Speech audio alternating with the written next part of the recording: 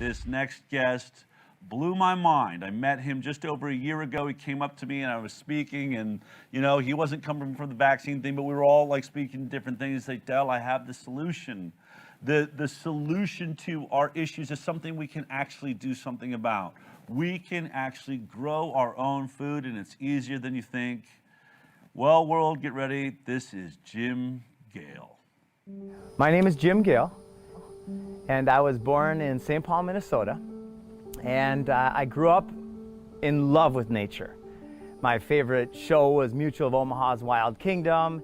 My only magazine subscription ever was Ranger Rick, and I had the pictures of all the animals on the walls, and grew up in the mud and playing with frogs and snakes every day. I loved my childhood. In fact, when I was like 7 or 8, I got tagged as Nature Boy by my friends. And then after high school, I was a wrestler. I moved to Hawaii, lived there for 4 years. And then I wanted to see the world. I was bartending, and I wanted to do something else with my life. I was 29, and I wrote my goals for the second time while I was backpacking around the world and reading books about vision, about inspiration, and everything I could find on the subject of human performance. And something magical happened. I got home, and a friend met me, and he said, "Hey, come work for me." 3 years later, my company did about $1.3 billion in revenue, and I retired. I was 32, 33 years old, and I was looking for my next thing. So I bought a boat. I lived on the ocean in the Bahamas for a year, and I got bored. I got bored very quickly. It wasn't inspiring. So I moved to Costa Rica, and at the same time, I had heard the word permaculture. And permaculture stands for permanent culture. It's a sustainable agricultural design science. And when I started studying permaculture, I realized that we are destroying our planet on multiple levels, that we are poisoning our air, our water, our soil. And I started going down that rabbit hole and studying the problem. So I spent about 2 years digging in. It was kind of a crappy 2 years because anytime you're looking at the problem, it doesn't feel good. I'm an optimist. I love life. I love nature. My girls are my biggest motivation in life.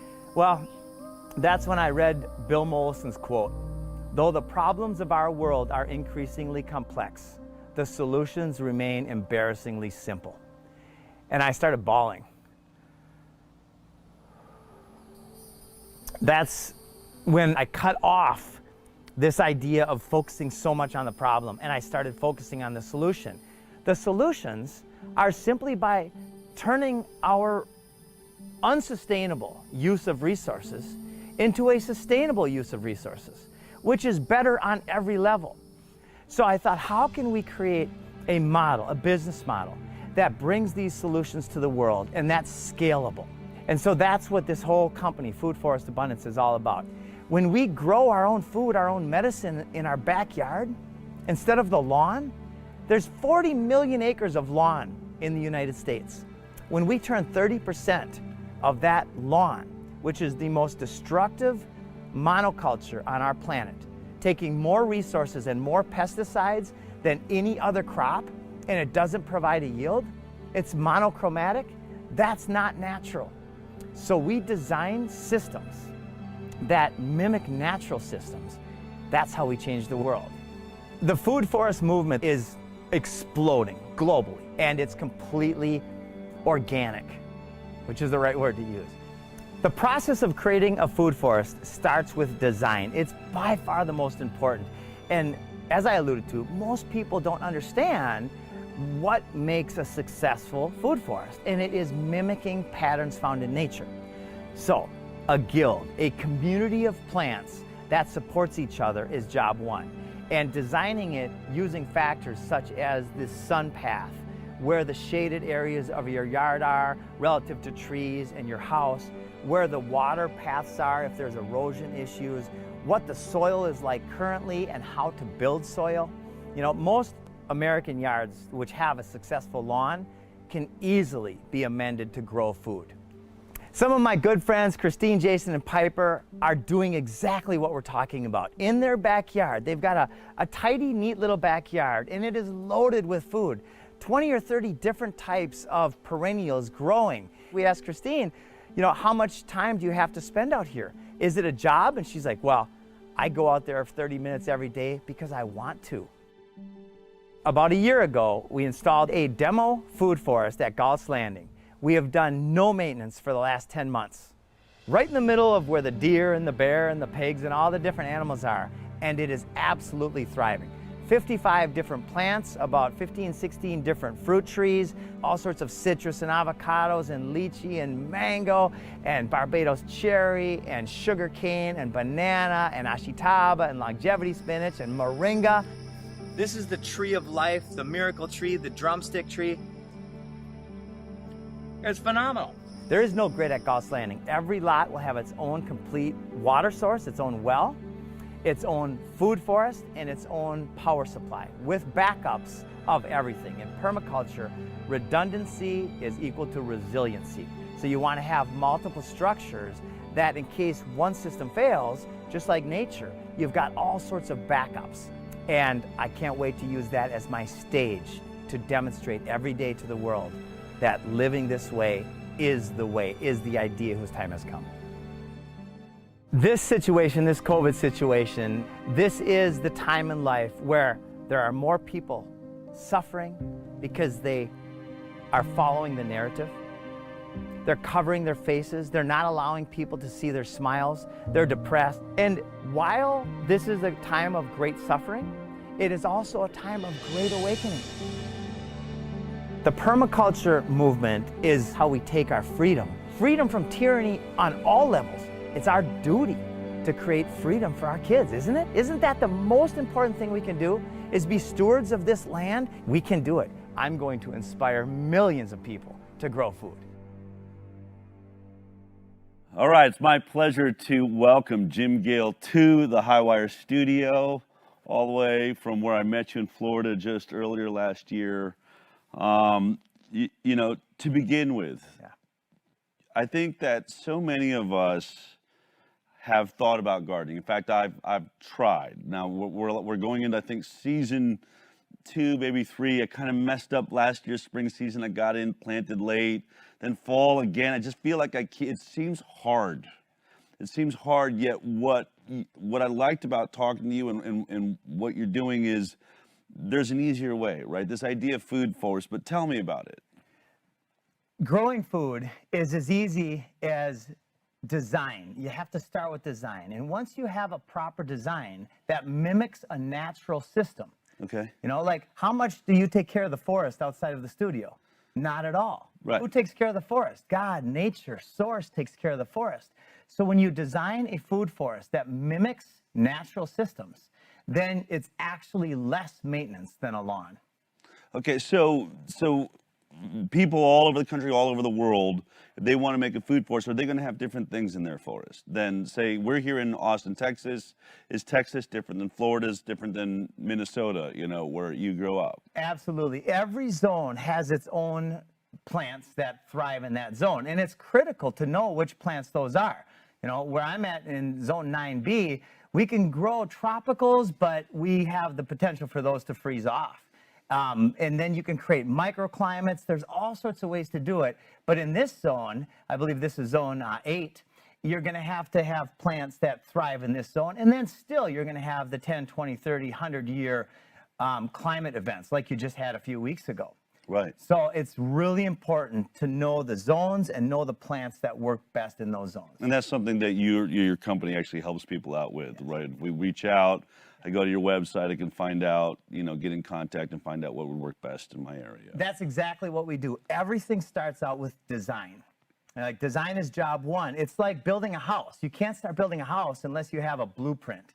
So we create the blueprint by observing the land and finding out what the customer wants the most. Some customers like berries. In every zone, even from Minnesota to Florida, there's so many more berries than people are even aware of, right? And vining plants like grapes, every fence should be a food fence because it's already there. It's an element of the system that can have multiple functions, and it's more beautiful. It's a privacy. When you've got a green, when you turn a normal fence, a chain link fence, into a green food fence with grapes or passion flower, it absolutely looks beautiful. One of the trends, I'll be honest, it's really sort of freaking me out, is these plastic astroturf lawns. Oh. You know, and I just think, my God, it's bad enough we've covered the planet with cement.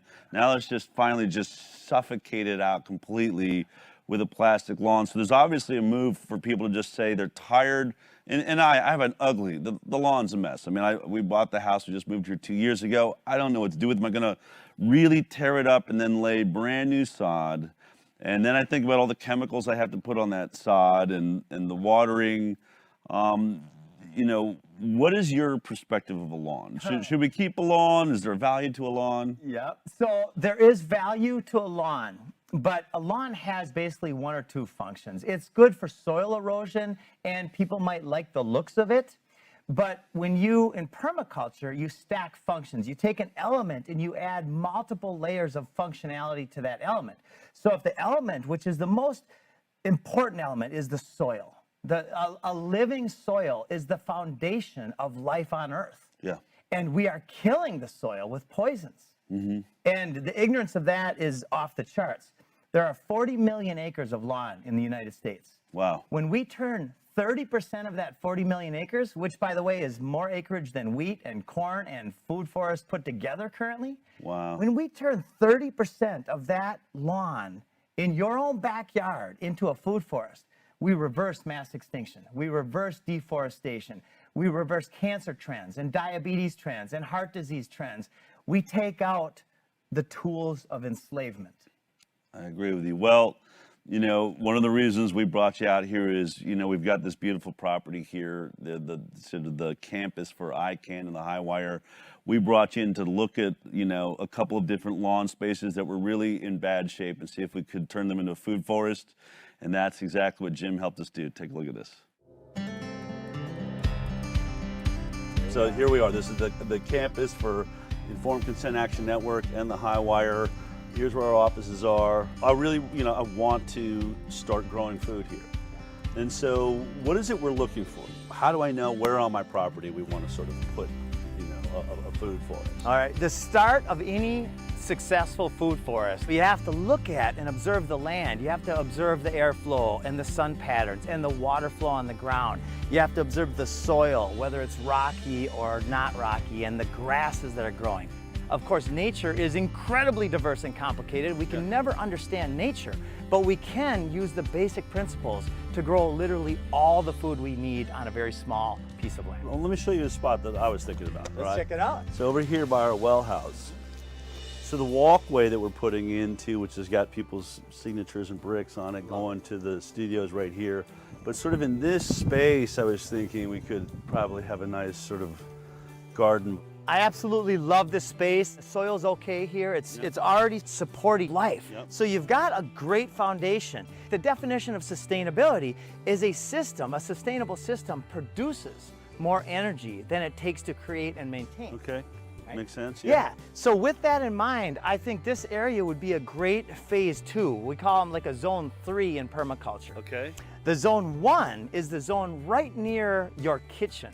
Let's use the lowest hanging fruit first. Okay. And that is the area right in front of your house. All right, let's check that out. Okay. All right. So I love the area right there in front of the house where you've got a lawn. Yeah. And let's take that lawn and turn it into a hyper-productive food forest. This area, when we layer cardboard on top and some soil, and then we plant a diversity of fruit trees right here, it'll bring in the birds and the butterflies. It'll be like a miniature paradise. Okay, I love the sound of that. So a space like this, for your average person, you know, that's going to do this, like, how much food can this produce? This area can literally produce over a ton of food a year.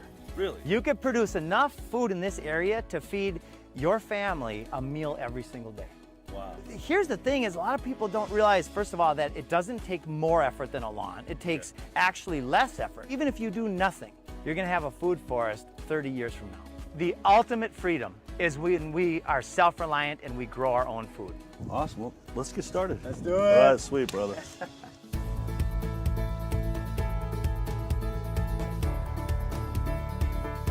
Once you get the design completed, the next step will be preparing the ground. So we're starting with cardboard to suppress some of that stuff like the grass especially, because it becomes a competitor to what we want to be growing here.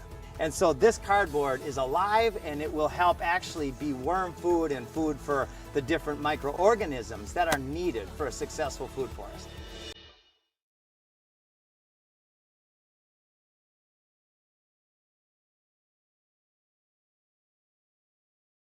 This is fruit tree gold right here. This is fruit tree food loaded with the right microbiome and nutrients for the best yield on fruit trees.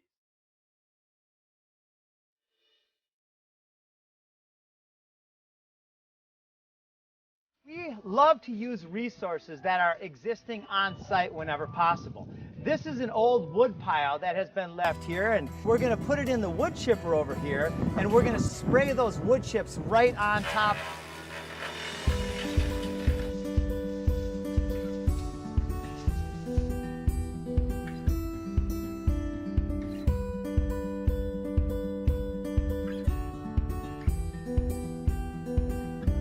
So in every new location, it's important that you find a local expert, somebody who knows the soil and all these different factors to consult. So George, I'd love to ask you some questions to get the best success rate. Sure. Well, yeah, I notice you've got citrus here. Yes. I picked lemons off of a lemon tree last summer, growing totally in the shade. And we must have picked, probably 500 lemons. The best way to protect your citrus is put it on the south side of the building. It serves as a windbreak, but also if it's a stone wall, that wall yields heat during the coldest parts of the big freeze snap. It works that way for almost any citrus you want to grow here in Central Texas.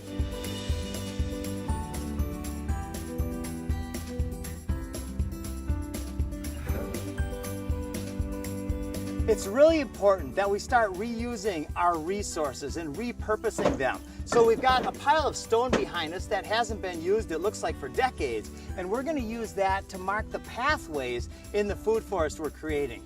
Reuse, repurpose, recycle is critical to create a sustainable society. I don't want you to do all the work, so you're going to have to let me jump in here a little bit, but it's Wonderful. looking amazing. So what do we got? Got apple trees, All right. 3 different types of peach.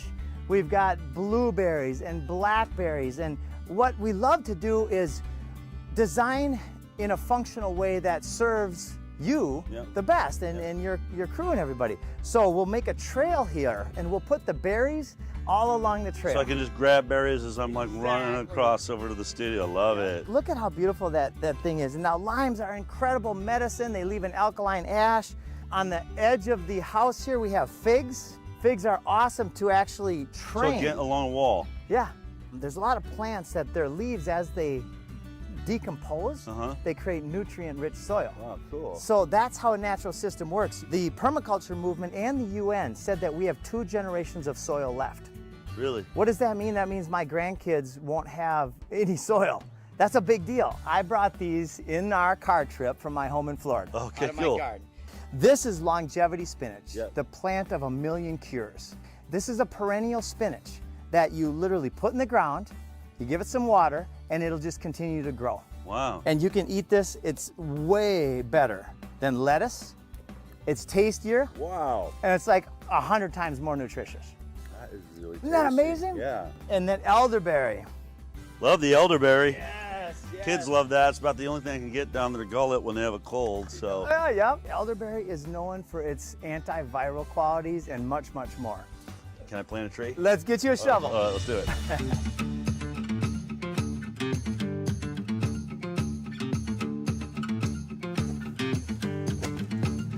Like I'm back in Colorado, my mom used to make me do this all the time. There you go. That's good. All right, now let's get some more fun. We got the green okra and the bush bean. Okay. And now these, I'm just gonna spread these all over, put them about 1 inch down. Okay. And then some of them will turn into food.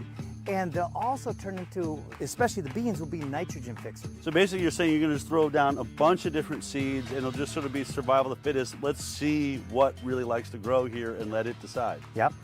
I love that idea.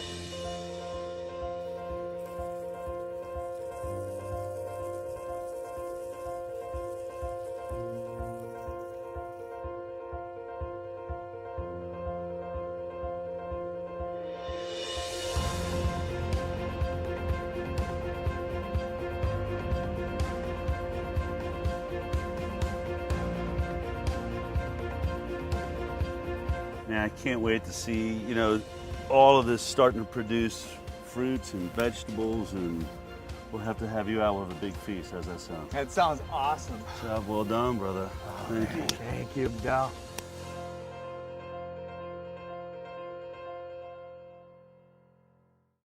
Well, I mean, first of all, just right from the get-go, it looks like a million times better. My question is, you know, that's probably like over 1,000 square feet, the lawn we did right there. Yeah. How much food is that going to produce? Obviously, we just planted it. Some of these things are going to have to mature. We poured tons of seeds. Like, I don't even know what's going to come up. Do you know? I mean, you know, tell me about that. So nature has a way of selecting seeds according to what is in the soil and some kind of magical thing that nobody understands. Okay. No scientist in the world understands how the microbiome works. We're just starting to understand how trees communicate. And a tree will actually choose its own offspring when giving food compared to another tree that's not its own offspring. Like, that gives me the Interesting, chills. yeah. Isn't that mind-blowing? So what we start with is a design that is multi-layered. Yeah. And a lot of people don't realize how simple it is when you mimic natural systems. You start with roots and tubers in the ground. And they could be sweet potatoes, which, by the way, is one of the ultimate prepper foods. Sweet potatoes. Potatoes got the Russians through the collapse of Russia. Yeah. And sweet potatoes are one of the most nutrient-dense foods. Yeah. So they're easy to grow. And you can eat the leaves, you can eat the stems, you can eat the potatoes all year long. And then you go up to the next layer, and the herbaceous layer, and you've got a lot of medicines in that layer, along with the shrubs, and then the small fruit trees and the big fruit trees, and then the vining plants that can go up your trellises or your fences. So now in 1,000-foot area, you don't have just one layer of monochromatic crop that doesn't provide food, Right. which is the lawn, but you've got 7 layers of hyper-functional food and medicine. You know, like Hippocrates said, let thy food be thy medicine. Yeah. When people eat healthy organic food, you don't need medicine. That is medicine. So that's what a properly designed food forest can do. So there are many demonstration sites around the world where on a 1/4 acre, a family produces all of the food they need for 4 kids. Wow. Yeah. And it's, 1/4 of an acre. Okay. 1/4 acre, including the house. It's been proven over and over and over again. And that's by stacking the food forest and stacking the functionality of every element in the system. You know what I think I like best about it? It was, as I've said, we've sort of missed our growing season. I'm really busy. I can't put this all on my wife, Lee. She's got the kids. We're all trying to make it all happen. But a lot of what you brought to our, you know, food forest here are things that are just going to, like, sort of maintain themselves. Yes. So I want to talk about the difference between perennials and annuals. Okay. What you're talking about is annuals. You plant them, you get a crop, and then you replant. Right. What I'm talking about, what I'm a fan of, are perennials. Okay. Which means you can plant them once. Like, there's an olive tree planted in the Greek Isle of Crete that has been producing olives for over 2,000 years. Wow. One tree. Can you imagine planting that seed and the abundance that came from that one seed? So perennials, fruit trees and berry bushes and grapevines, they'll produce for 2 years up to 2,000 years. And that's a really important distinction because the maintenance on them is less maintenance. So for instance, you can trim a prune, it's called, a fruit tree, maybe twice a year, and you can increase your yield. But if you just let it go, you're still going to have food in 20, 30 years. Wow. Yeah. So then how much, well, let's talk about this. There's multiple ways that people can go about this. I mean, this is why I want to bring you in today, is to be proactive, right? Is there something we can do? I'm really starting to doubt, there's multiple problems. I'm starting to wonder how long I can trust that label organic when I see Mr. Monsanto running the USDA that declares what organic means. I have a problem with that. I also, you know, I'm starting to have, you know, issues. There's some of the grocery stores I like to go to that may have that organic produce that are making me mask or live in a life that I don't agree with anymore. And then more and more, just a concern of food shortages. I mean, we've seen empty shelves now over this last year. Multiple times I've walked into giant stores and seen empty shelves as though somehow we're living in the Soviet Union, which triggers me to say, and I've been very serious with my family saying, you know, we've got to figure out this gardening thing because I don't I want to be self-sufficient. I want to, and if my yard can do that, you know, I want to be able to do that. How talented, though, do I need to be to make a food forest work? That is such a great question. I run into people every day who say, I don't have the time, I don't have the money, I don't have the know-how, I don't have the space. All of those are BS. They're belief systems and they're bad science, and they're also bullshit. Okay. It doesn't work like that. Okay. When you do it correctly, you plant one fruit tree. You're going to get, let's say it's a peach tree. You're going to get 250 peaches off that tree year after year after year. Now, a lot of people are looking at the short-term time perspective now because we're in a short-term crunch. Yeah. There is a systematic dismantling of the food supply chain. Yeah. Our average food from farm to table is 1,500 miles in the United States. Wow. It's in 4 or 5 different vehicles, and it's touched by 5 or 6 or 7 different people. That is radically unsustainable use of resources when you can turn your lawn into a food forest. And you mentioned earlier that you've missed the season. No, you haven't. Right now is time to prepare. It's time to prepare the soil. So there are a lot of ways by planting nitrogen fixers in your soil and the right type of bushes and trees that will thrive at this time of year. And then that nutrients will go into the soil. So then when you do plant your perennials, your fruit trees and your berry bushes, maybe in the fall or next spring, they will just explode with life. Got it. Yeah. All right, so, you know, there's a lot of things that you're doing. You're out there crusading, trying to get these food forests going. But what I liked was, you know, I'm sort of a do-it-yourself, or at least I like to think I can do it myself. As I've said, our garden has been floundering a little bit. But, you know, I sent you some photos just of the spots that I was looking at. And what was super helpful is one of the things that you guys do is you gave me a plan, right? You gave me a blueprint saying, here's where you're going to plant these things to create those levels you're talking about, which made it really easy. I mean, it's like a paint by numbers. Now I'm holding it. So what are the different ways? You know, people are out there. They're watching this right now. I want them to be growing their own food. Because I have so many friends out there I know want to do this. So, you know, tell me about the sort of the different ways that they can go about utilizing your knowledge. Well, they can get a hold of us at foodforestabundance.com, and we have a mailing list that we send out tips and tricks on how to grow your own food bi-weekly, like at least a couple times a week. Okay. I'm very passionate about this. I've got 4 daughters, and when I first kind of started to understand what was going on in the world about 13 years ago, I went through that kind of red pill cognitive dissonance rabbit hole. And I spent 2 years understanding the problem at the deepest level that I could understand. And ever since then, I'm understanding it at a deeper and deeper level. And what I've learned is that Bill Mollison is one of my teachers. He said, though the problems of our world are increasingly complex, the solutions remain embarrassingly simple. And when I first read that, I had my first 2 daughters, and I started bawling. Because before that, I was so focused on the problem that I was kind of in a crappy time. And I'm an optimist. I love life. Yeah. And I want my daughters to experience the same world that I experienced. So that's my life. That's my duty. And you've been through certain levels on this, like several levels of like an extreme greenhouse design and all this, but all of it was expensive, you know, and it seems like your journey was to a simpler and simpler approach. You just nailed it. My journey was to ask the question, how can we be the catalyst? And there are many people, we're standing on the shoulders of giants. This has been demonstrated all over the world, how simple it is to create an incredible abundance on every level. The Garden of Eden seed has been planted within all of our psychologies for a reason, I believe. Yeah. And this is the simplest way forward. People think that this is a silly utopic dream. It's absolutely the most logical way forward.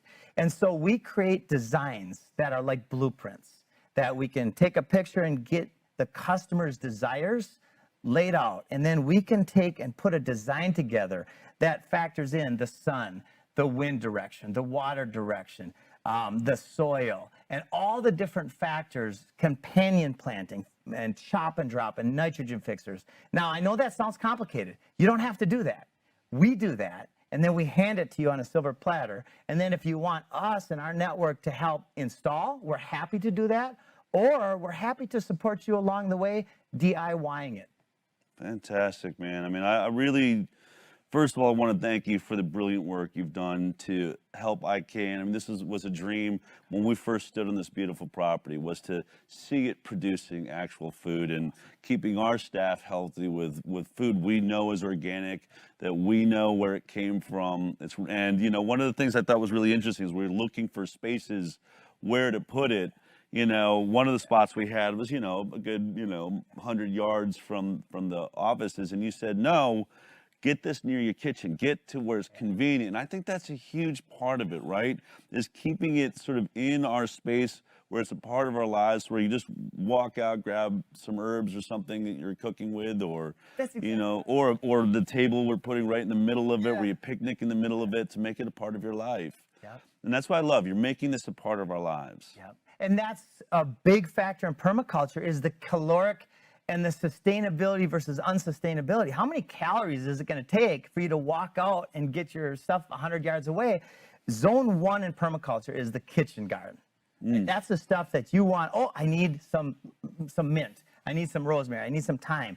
You run out, it's right there. It's 30 steps from your kitchen. Right. Then zone 2 is where we like to put more of the food forest, the fruits and the berries. Yeah. Right. And then zone 3 is a major, like, agricultural systems. Yeah. You can put out. It's a little further away because you might only visit that once a week or once a month. Right. Right. So it's really important to understand all the factors.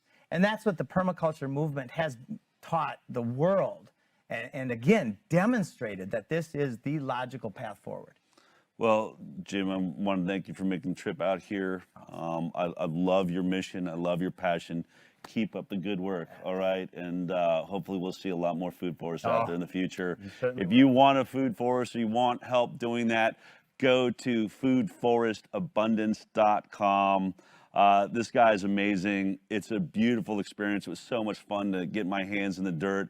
And every time we eat any of that food, to know that, you know, my hands were part of putting that there, and that we started that growth and that life force. There's nothing like it. And man, it was so much easier than doing it on my own. If you like that clip, then be sure to check out our live broadcast of The High Wire every Thursday morning at 11 a.m. Pacific time. You can watch it on Facebook, YouTube, iTunes, and Twitter. We'll see you there.